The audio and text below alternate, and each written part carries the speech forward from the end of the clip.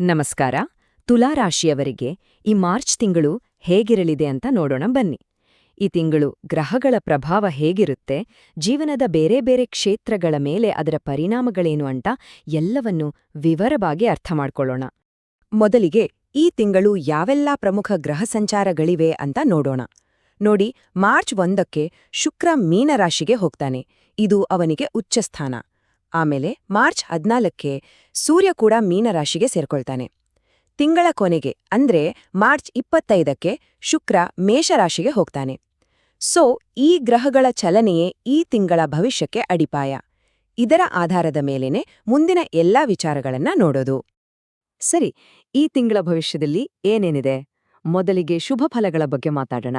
ಆಮೇಲೆ ಮದುವೆಗೆ ಸಂಬಂಧಪಟ್ಟ ಒಂದು ಸ್ಪೆಷಲ್ ಅವಕಾಶದ ಬಗ್ಗೆ ತಿಳ್ಕೊಳ್ಳೋಣ. ಹಾಗೆಯೇ ಯಾವೆಲ್ಲ ವಿಚಾರಗಳಲ್ಲಿ ಸ್ವಲ್ಪ ಎಚ್ಚರಿಕೆ ಬೇಕು ಮತ್ತೆ ಅದಕ್ಕೆ ಪರಿಹಾರಗಳೇನು ಅನ್ನೋದನ್ನು ನೋಡೋಣ ಬನ್ನಿ. ಸರಿ, ಹಾಗಾದ್ರೆ ಮೊದಲು ಒಳ್ಳೆ ವಿಚಾರಗಳಿಂದ ಶುರು ಮಾಡೋಣ. ಆರೋಗ್ಯ, ಹಣಕಾಸು ಮತ್ತೆ ವೃತ್ತಿ, ಈ 3 ಕ್ಷೇತ್ರಗಳಲ್ಲಿ ತುಲಾರಾಶಿಯವರಿಗೆ ಈ ತಿಂಗಳು ಏನೆಲ್ಲ ಶುಭ ಫಲಗಳಿವೆ ಅಂತ ನೋಡೋಣ. ತುಲಾರಾಶಿಯ ಅಧಿಪತಿ ಯಾರು? ಶುಕ್ರ ಅಲ್ವಾ? ಈ ಶುಕ್ರ ತನ್ನ ಉಚ್ಚ ಸ್ಥಾನದಲ್ಲಿ ಅಂದ್ರೆ ತುಂಬಾನೇ ಸ್ಟ್ರಾಂಗ್ ಆಗಿರೋದ್ರಿಂದ ಆರೋಗ್ಯ ಮತ್ತೆ ಮನಃಶಾಂತಿಯಲ್ಲಿ ದೊಡ್ಡ ಮಟ್ಟದ ಸುಧಾರಣೆ ಕಾಣಬಹುದು. ಒಂದ್ ರೀತಿ ಹೊಸ ಚೈತನ್ಯ ಬಂದ ಹಾಗೆ ಆಗತ್ತೆ. ಇನ್ನು ಹಣಕಾಸಿನ ವಿಚಾರಕ್ಕೆ ಬಂದ್ರೆ ಈ ತಿಂಗಳು ತುಂಬಾನೇ ಚೆನ್ನಾಗಿದೆ. ಅನಿರೀಕ್ಷಿತವಾಗಿ ಹಣ ಕೈಗೆ ಬರಬಹುದು. ಬ್ಯಾಂಕ್ ಲೋನ್ಗೆ ಏನಾದ್ರೂ ಅಪ್ಲೈ ಮಾಡಿದ್ರೆ ಅದು ಸ್ಯಾಂಕ್ಷನ್ ಆಗೋ ಸಾಧ್ಯತೆ ಇದೆ. ಲಾಂಗ್ ಟರ್ಮ್ ಇನ್ವೆಸ್ಟ್ಮೆಂಟ್ಸ್ ಇದ್ರೆ ಅದರಿಂದ ಲಾಭ ಬರೋ ಯೋಗನೂ ಇದೆ. ಅಷ್ಟೇ ಅಲ್ಲ, ಸಹೋದರರಿಂದ ಹಣಕಾಸಿನ ಸಹಾಯ ಸಿಗಬಹುದು. ಮತ್ತೆ ಹೊಸ ಮನೆ ಅಥವಾ ಗಾಡಿ ತಗೊಳ್ಳೋ ಯೋಚನೆ ಇದ್ರೆ ಅದಕ್ಕೂ ಒಳ್ಳೆ ಸಮಯ ಅಂತಾನೆ ಹೇಳಬಹುದು. ಈಗ ವೃತ್ತಿಜೀವನದ ಬಗ್ಗೆ ನೋಡೋದಾದ್ರೆ ಒಂದು ತುಂಬಾನೇ ಮುಖ್ಯವಾದ ಸಲಹೆ ಇದೆ. ಏನಂದ್ರೆ, ಸದ್ಯಕ್ಕಿರೋ ಕೆಲಸದಲ್ಲೇ ಸ್ಟೇಬಲ್ ಆಗಿರೋದು ಒಳ್ಳೆಯದು.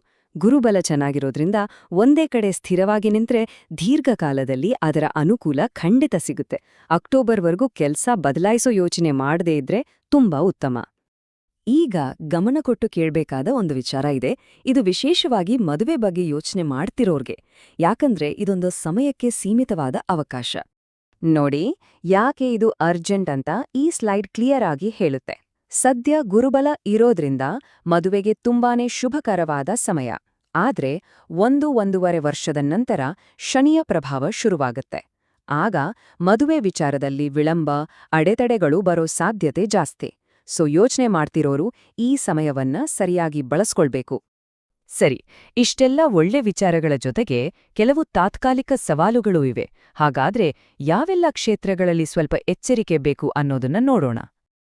ಇಲ್ಲಿ ಒಂದು ಮುಖ್ಯವಾದ ಪಾಯಿಂಟ್ ಇದೆ. ಮಂಗಳ ಮತ್ತೆ ರಾಹುವಿನ ಸಂಯೋಗದಿಂದಾಗಿ ಸುಮಾರು 1.5 ತಿಂಗಳು ಅಂದ್ರೆ ಏಪ್ರಿಲ್ ಮಧ್ಯದವರೆಗೂ ಸ್ವಲ್ಪ ಮೆಂಟಲ್ ಟೆನ್ಷನ್ ಇರಬಹುದು. ಆದ್ರೆ ಗಮನದಲ್ಲಿಡಬೇಕಾದ ವಿಷಯ ಏನಂದ್ರೆ, ಇದು ಪರ್ಮನೆಂಟ್ ಅಲ್ಲ, ತಾತ್ಕಾಲಿಕ ಅಷ್ಟೇ. ಹಾಗಾದ್ರೆ ಈ ಟೆನ್ಷನ್ ಹೆಚ್ಚಾಗಿ ಎಲ್ಲಿ ಕಾಣಿಸ್ಕೊಳ್ಳುತ್ತೆ? ಯಾವ ವಿಚಾರದಲ್ಲಿ ಹೆಚ್ಚು ಗಮನ ಕೊಡಬೇಕು? ಗಮನ ಇಡಬೇಕಾದ 4 ಮುಖ್ಯ ವಿಷಯಗಳು ಇಲ್ಲಿವೆ. ಮೊದಲನೆಯದು ಮಾತು. ಆದಷ್ಟು ಮಾತಿನ ಮೇಲೆ ಹಿಡಿತವಿರ್ಲಿ, ಯಾಕಂದ್ರೆ ಇದರಿಂದ ಕುಟುಂಬದಲ್ಲಿ ಸಂಘರ್ಷ ಆಗೋದು ತಪ್ಪುತ್ತೆ. ಎರಡನೇದು ದಾಂಪತ್ಯ ಜೀವನ, ಅಲ್ಲಿ ಸಾಮರಸ್ಯ ಕಾಪಾಡಿಕೊಳ್ಳಿ. ಮೂರನೇದು ಮಕ್ಕಳ ಆರೋಗ್ಯದ ಕಡೆ ಗಮನವಿರ್ಲಿ. ನಾಲ್ಕನೇದು ತಂದೆಯ ಆರೋಗ್ಯ, ವಿಶೇಷವಾಗಿ ಮಾರ್ಚ್ 14ರಿಂದ ಏಪ್ರಿಲ್ 14ರವರೆಗೆ ಹೆಚ್ಚು ಕಾಳಜಿ ಬೇಕು. ಇಂದು ವಿದ್ಯಾರ್ಥಿಗಳಾಗಿದ್ರೆ ಸ್ವಲ್ಪ ಏಕಾಗ್ರತೆ ಕಡಿಮೆ ಆಗಬಹುದು, ಅದರ ಬಗ್ಗೆ ಜಾಗೃತರಾಗಿರಿ. ಸರಿ, ಈ ಸವಾಲುಗಳನ್ನ ಎದುರಿಸೋದು ಹೇಗೆ? ಪಾಸಿಟಿವ್ ಎನರ್ಜಿ ಹೆಚ್ಚಿಸ್ಕೊಳ್ಳೋಕೆ ಯಾವೆಲ್ಲ ಪರಿಹಾರಗಳಿವೆ ಅನ್ನೋದನ್ನ ಈಗ ನೋಡೋಣ.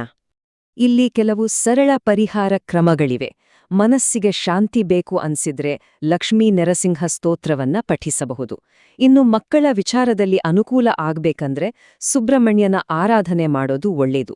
ಸಂಕಷ್ಟ ಚತುರ್ಥಿಯ ದಿನ ಗಣಪತಿ ದರ್ಶನ ಮಾಡಿ, ಹಾಗೆಯೇ ಆಧ್ಯಾತ್ಮಿಕ ಗುರುಗಳ ದರ್ಶನ ಮಾಡಿ ದತ್ತಾತ್ರೇಯ ಸ್ತೋತ್ರವನ್ನ ಪಠಿಸುವುದ್ರಿಂದಲೂ ಸಕಾರಾತ್ಮಕ ಫಲ ಸಿಗುತ್ತೆ. ಹಾಗಾದ್ರೆ ಒಟ್ಟಾರೆಯಾಗಿ ಹೇಳೋದಾದ್ರೆ ಈ ಮಾರ್ಚ್ ತಿಂಗಳು ತುಲಾರಾಶಿಯವರಿಗೆ ತುಂಬಾನೇ ಅವಕಾಶಗಳನ್ನ ತಂದುಕೊಡುತ್ತೆ. ಮಾಡ್ಬೇಕಿರೋದಿಷ್ಟೇ, ಬರೋ ಅವಕಾಶಗಳನ್ನ ಚೆನ್ನಾಗಿ ಬಳಸ್ಕೊಂಡು ಬರೋ ಸಣ್ಣಪುಟ್ಟ ಸವಾಲುಗಳನ್ನ ತಾಳ್ಮೆಯಿಂದ ನಿಭಾಯಿಸಬೇಕು.